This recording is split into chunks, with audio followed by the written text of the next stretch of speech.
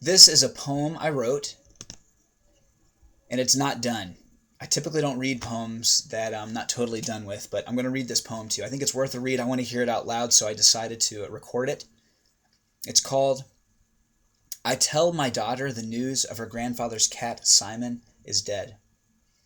And she says, with words almost too quiet to hear, he was my friend.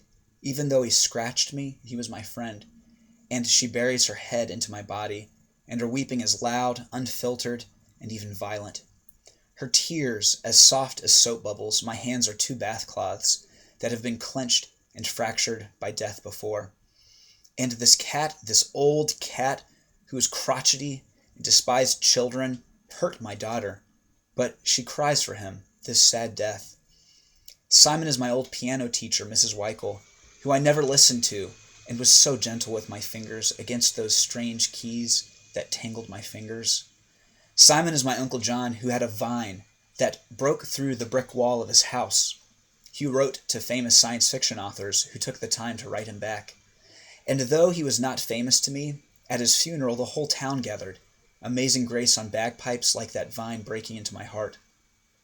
Simon is my Uncle Pete, who, for some reason, I chose to stay with me when I broke my arm, and he held my hand and I noticed how large and strong his hands were. And Simon is my grandmother, who I never cried for when she died, but I wanted to, so badly. Like my daughter cries for Simon. She was so kind to us kids, not like Simon.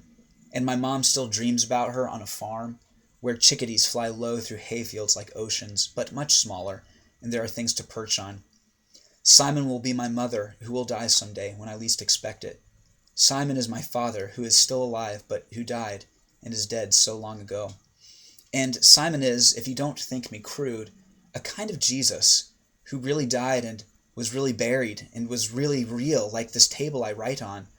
I can punch it with the grief in my fist, and it lingers, like things I smelled before I had memories, that make me feel strange feelings I can't place exactly, as real as Simon's cat body.